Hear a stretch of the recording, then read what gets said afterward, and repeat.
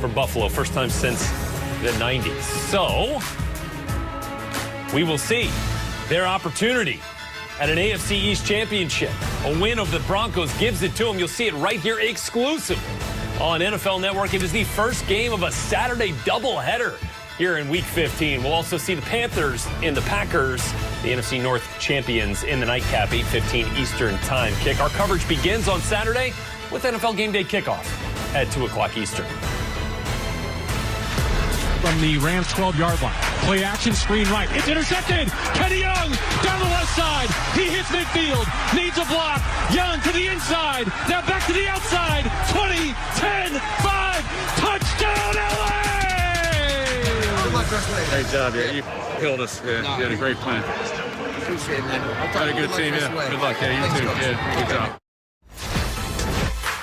Mutual respect there between head coach Sean McVay of the Rams and Bill Belichick of the Patriots, and a certainly unfamiliar situation for New England. 2 games back of the final playoff spot in the AFC right now with 3 games to play as we welcome in Mike Giardi, getting us set for the Patriots-Dolphins matchup this week. And this feels weird, Mike. I mean, we certainly haven't seen the Dolphins win the division since 2008, and the Bills have an opportunity to do that this week. But for the Dolphins and Patriots, it certainly feels like a role reversal. And while the Patriots not out of it yet, it seems unlikely that they'll find their way in, but could play the role of spoilers that the Dolphins have been used to the last couple of years. Yeah, it is a totally mixed up world right now, Rhett, for a lot of different reasons, but this is not something we're used to seeing. Patriots haven't been out of the playoffs since 2008, 2009, when Matt Castle had to take over a quarterback when Tom Brady blew out his knee in the first half of that game against the Kansas City Chiefs in Week 1. Patriots lose this game, and they're out completely. So while you look at their situation and say, you've got to run the table. They say, look, we understand the position we're in, but we can't look any further than this week. We have to take care of the Miami Dolphins. Whatever happens around us happens. As long as we can control our own destiny, yeah, you're going to need some help at the end. And Adrian Phillips, who said when they had lost their 6th time, he said, we can't lose again. Well, they lost again to the Rams. So they're really in a place where they have 0 margin for error, which is kind of how they've basically run their offense all year, with 0 margin for error. Meanwhile, the Dolphins, look, they've done very well. 8 of their last 11 after starting the season off 0-2. Not beating a lot of teams over 500.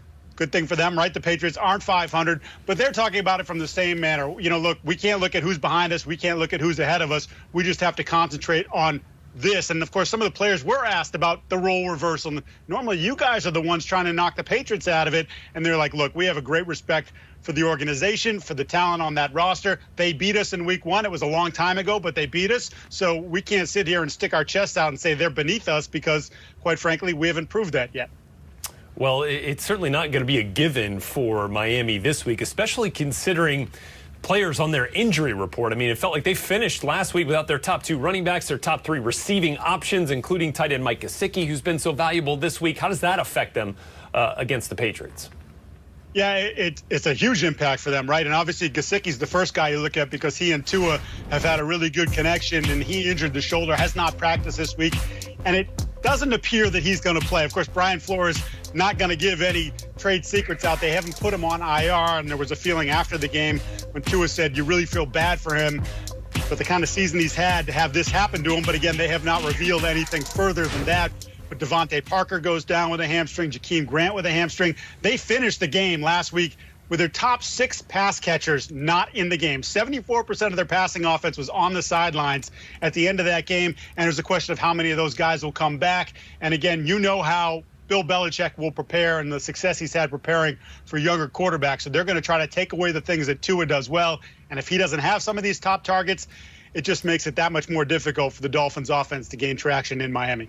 Yeah, Dolphins were basically left with Lynn Bowden, kind of a wide receiver running back situation. Wasn't even drafted by the team, but is a rookie this year. So see if they can get some of those guys back here this week against the Patriots. Mike, thanks very much. 34 seconds to go in regulation. Mahomes retreats, steps up into the pocket. He throws it late for the end zone. Kelsey wide open. Touchdown! Kansas City! Big unveil at running back. He'll stay in to try to protect the edge. Mahomes holds it, fires it late. Caught! Travis Kelsey! Touchdown! Kansas City! So Travis Kelce is in some rare air here, the tight end for the Kansas City Chiefs. He's on pace to break George Kittle's single-season record for receiving yardage by a tight end. But as you can see here, he also leads the league in receiving, not just tight ends. That is wideouts included, about 70 yards better than DK Metcalf at number 2. And if he finishes that way, welcoming in Brian Baldinger, a little hashtag Baldy's breakdown time here. Baldy, if he finishes as the league leader in receiving yards, it'll be the first time in NFL history we get a tight end to lead that category. Certainly an impressive run for Travis Kelce and the Chiefs offense as a whole. But how does he make the Chiefs offense go this year in particular?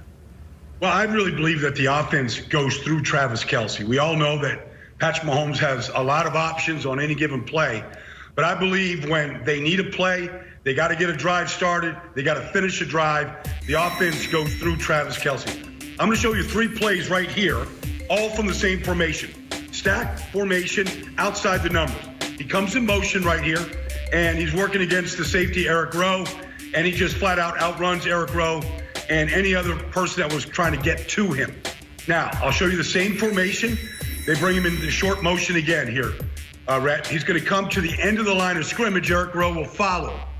Now, this time, they put him in a blocking formation right here, and it's just window dressing. They just want the safety to take his eyes off him, and he does. He goes and helps out against the wide receiver. It opens up things for Travis Kelce. Part of the reason why he has 1,250 receiving yards right now, he's excellent after the catch. I'll show you the same formation from the other side.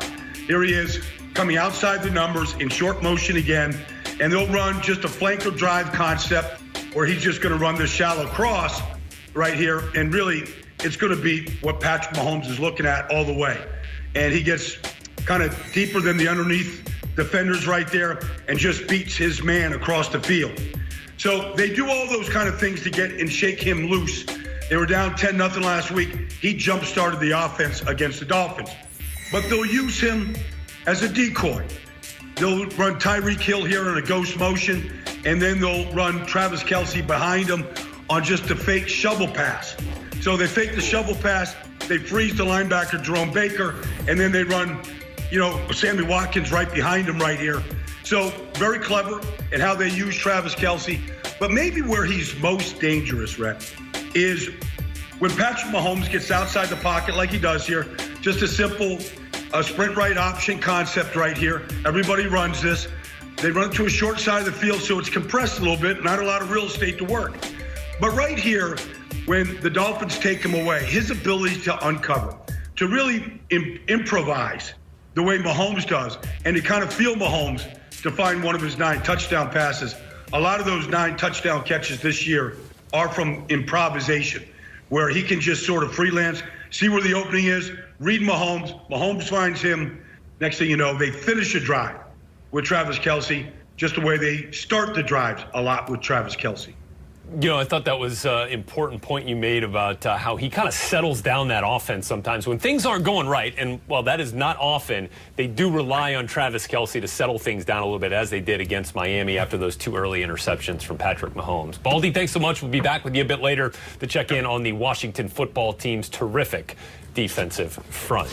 And for the Chiefs, they are already in the playoffs. They are already in as the AFC West champions for a 5th straight year, but they will clinch home field advantage in the AFC if they get by the Saints this week and have the Steelers lose to the Bengals and the Bills lose to the Broncos. The Saints have an opportunity, their opponent here in Week 15, have an opportunity to clinch the NFC South with a win against Kansas City or a Bucs loss versus the Falcons.